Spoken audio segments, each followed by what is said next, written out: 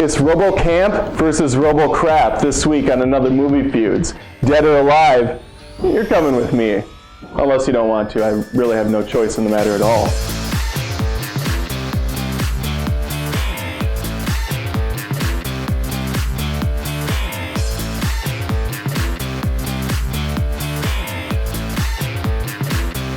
Robocop, aka Alex Murphy, is played by Peter Weller in the original, and he owns this bad boy. His voice was so commanding, so badass, it's no wonder people thought he couldn't be replaced. This new 2014 Robocop, played by Joel Kinnaman, has nothing on the original. Is he bad? No. Is he good? No. It's just his range of emotion starts at wooden spoon and goes to metal spoon. And the choice to update his suit to that black, sleek one is just beyond me. He doesn't seem like a robot at all. He moves like a ninja or a Dark Knight. Alex Murphy's partner, though, might have the most extreme change, going from his female officer, Ann Lewis, to a male, Jack Lewis. I'm not really sure why they thought it was necessary to make that change as well, but maybe they didn't want one more female lead to occupy RoboCop's time, since this new one focuses a lot on his family, particularly his wife and son, which makes up the entire family. Personally, I thought Nancy Allen's version of Lewis was so much better. She's more fleshed out, she has more screen time, therefore there's more of a connection with RoboCop.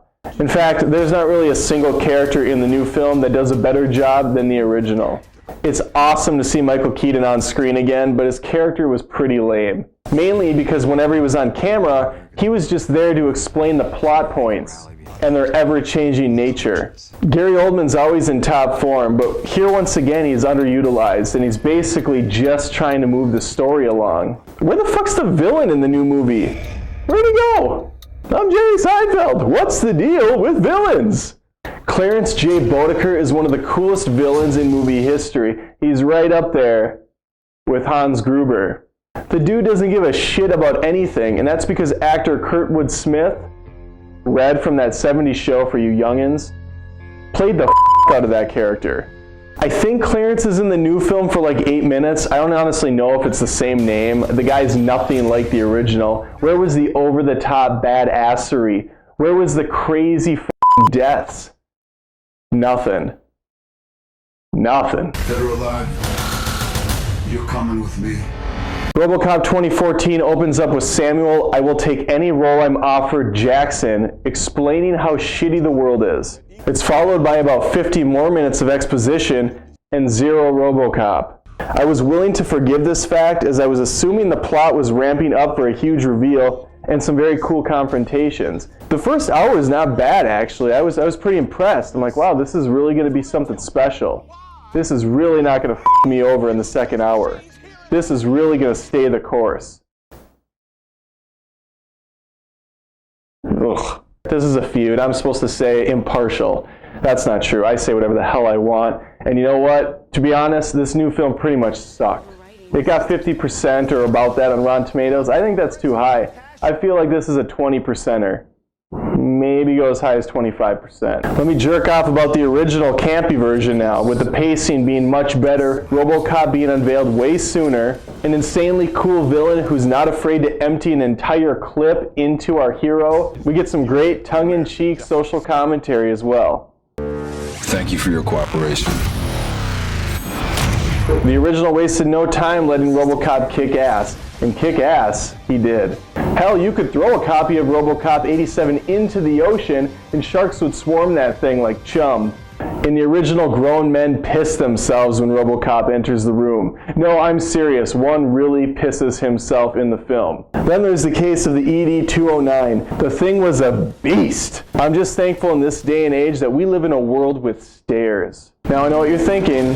It's time to bitch again about the 2014 version. You're kinda right. It looks pretty slick for the most part. The HUD is fantastic, the motorcycle's great. There's actually one portion of the film that really grabbed my attention, and that was the reveal of Alex Murphy's body, or lack thereof. I mean, it was hard to watch. It was tough to stomach. The director and the effects department really nailed this one, I think. The action itself was extremely humdrum, as the kids say. Robocop now moves like Ninja Gaiden. Some people say Ninja Gaiden. I say Ninja Gaiden. I think that's the correct way. I don't know. Some people say Capri Sun. Some people say Capri Sun.